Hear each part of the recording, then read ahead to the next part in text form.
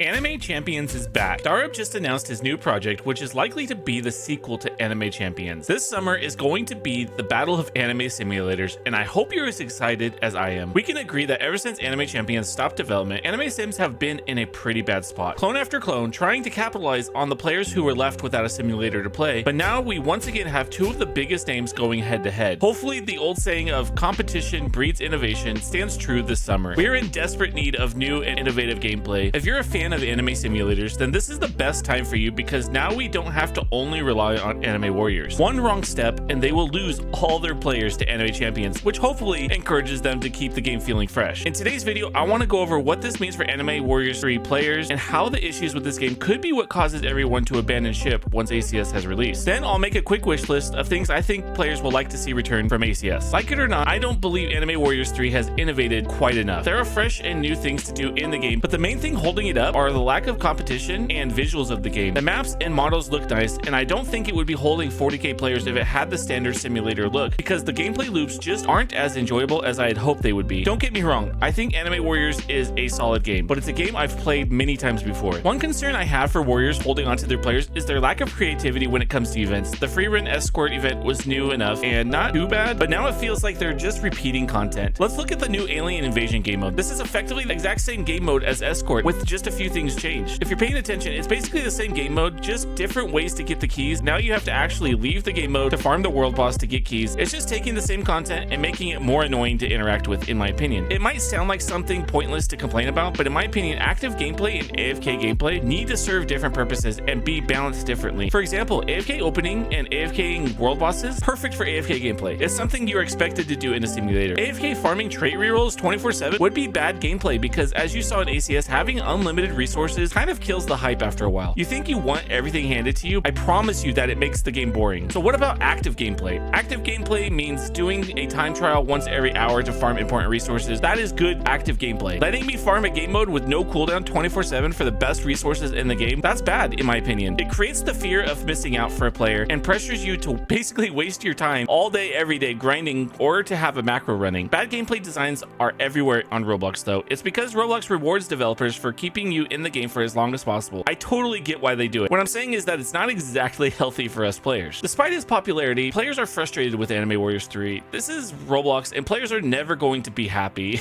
It's just what it is. It's one thing I've learned between doing YouTube and being a dev. It's no matter what you do as a developer, there will be a loud minority flaming you every step of the way, but that doesn't mean everything they say is wrong. Secrets are a hot topic right now and they will continue to be a hot topic in the community. I think an anime sim lasts maybe a year if they're really good like Anime Champions would, and the devs need to treat progression with that in mind. Let's look at me as a free-to-play player. I have almost 30 days played and more than 3 million opens. I have a single secret, one. Now, how long will that secret be relevant? Probably 2 months or maybe 4 updates. So eventually I will have a few on my team, but how many free-to-play players are AFK 24/7 in the game like I am? Not many. I see people tell me they play only on weekends or play on a tablet, so they aren't likely getting secrets. Now, secrets aren't needed and no one is entitled to get all the secrets, but the rates are a point of frustration for players. And if ACS drops with better rates and less friction to get them, what do you think happens? It's no longer about being entitled. It's about throwing players a bone once in a while to keep them playing your game. If the majority aren't getting secrets, they're going somewhere else. That's just how it will be. If ACS2 or ACSX, whatever it's going to be called, continues with the free-to-play game passes, then Anime Warriors 3 will lose a lot of their free-to-play players. I've said it a million times. Anime sims can't go back to not offering players ways to get game passes for free. Rewarding your hardcore players with ways to attain game passes after hundreds of hours of game time just makes sense, unless you plan on rinsing them for all their Robux, stopping development after 3 months, and then making the next clone. Then sure, make your money, do what you got to do. But if you want to build a loyal following and dedicated player base, this is the number one way to achieve that, in my opinion. It tells players you value them and are confident in the game you have released. Let's talk about what we as players want to see in the next Anime Champions. First things first, I love the cosmic summons in Anime Champions. This is something I want to hear feedback from you on. What feels better, waking up after AFKing and seeing you got a secret in your inventory, or waking up and seeing capsules in your inventory, then getting to open them and actively being there when the unit you get is revealed? I used to think that just waking up and seeing that number in your inventory was enough. I think it feels way better to get to interact with the rare units you get. I think ACS had the perfect system for cosmics, but I know in the later worlds it started to feel really bad when you would get Astros from previous worlds, so I'm not sure how they would fix that issue. It's obvious at this point all simulators are going to have ascensions or ways to upgrade your units. I think we should move away from just pulling a certain number of units and getting free stats from the copies. I think instead of stat boost, you can turn your copies into a currency which gives you points for a skill tree. I don't know of any sims that really do skill trees and have unit specific trees, but that would be really cool in my opinion. Having a crit tree, burst tree, support tree would allow you to really customize your units for your playstyle or the type of content you want to use them in. Obviously, I don't have all the details figured out for this, but if any anime sim devs like this idea and want help building it out, hit me up. I'm full of ideas. But what do you all think? I think depending on the skill you choose, it could open up pathways to unique quirks for that path as well. Honestly, there's so much you could be implementing into anime sims, but the balancing sounds like a nightmare. And honestly, I don't want to be a balanced person, so don't ask me how to make it balanced. I just come up with the ideas and throw them into a YouTube video for entertainment purposes and to create fun discussions in the community. Next up, we have soft pity. I would like to see soft pity return. I want soft pity per world, but I think the pity should either be removed or scale once you get your first cosmic in that world. No one should spend weeks opening without getting the unit they're looking for. There's a reason gacha games are so popular, and they give players pity all the time. Obviously, gacha games are literally robbing you of your money for opens, but I think the concept is fine to implement in an anime sim. Again, you don't want players to hit a wall and feel like they can't progress or get something cool for too long, or they get bored and leave your game. We've seen it plenty of times. I still like the idea of custom quests to increase your luck per world, or after reaching a certain threshold, you unlock a unique dungeon to complete a certain number of times. You get a one-time redeem to get the secret you need for that world, something to keep players engaged and not feeling really unlucky. Now, this might just be nostalgia talking, but I loved what time trials did for AFS and the community. My channel wouldn't exist without AFS time trials. Working with other top players to hit those milestones for perma upgrades, then helping the community get their upgrades was one of the main reasons I grinded AFS back in the day. I'm not sure what it is, but I feel like there's no sense of community in games these days. I rarely see anyone talking game, and it just feels like everyone is posted up in a private server macroing whatever content is meta. Sure, you can argue people do group runs for escort farms, but that's so much different than time trials. Now, I wouldn't do only luck upgrades or extra equips, but bringing that sense of community would be huge, at least in my opinion. So world powers might be a controversial take. I kind of enjoyed how Anime Eternal added energy and damage upgrades for each world. How you balance that in a traditional anime sim, I have really no idea, but I like the idea of having more to do in each world other than just a single questline and AFK opening. I think having a unique gacha in the world could be fun and make the worlds feel more active. Anime sims always run into this issue where they feel empty, and giving players something to do would be nice. So this is one of the last things I want to mention. It isn't really game related, but how the devs handle community outreach and communicate. One of the biggest issues I see in all of Roblox is not enough communication. I think players are correct when they say devs don't communicate enough. I also think they tend to think communication means devs need to get their permission before making changes or adding things. I'm a big believer in running your game how you want. I talk about changes these games need to make, but really they're just conversation starters and content. I think they would make a game better, but I have really no idea of knowing, which is why I think devs should be more open on why they make certain decisions. I feel like so many of these teams would benefit from having someone like me involved as a buffer between the devs and the community. I mention that because having someone the community likes and is in the trenches with them, actually playing and grinding these games would make a huge difference in keeping the game feeling fresh. Devs are usually so stuck in their ways or beliefs that they don't even look at these suggestion channels, and if they do, the community feels like they don't, which is a huge problem. Having someone who is active in the community and visible and working with the devs and the community to make sure updates are what everyone wants would be massive, and I hope Darab does a great job at doing that. With that being said, I'm looking forward to seeing more about acsx in the coming weeks. We don't know anything about it right now, and hopefully release isn't too far away. I can't wait to see how Anime Warriors 3 responds to ACS returning, and hopefully we get some better updates, because right now I'm seeing quite a few people mention they're quitting due to the updates and feeling burned out. I hope you guys enjoyed the video, and I'll talk to you in the next one. Peace.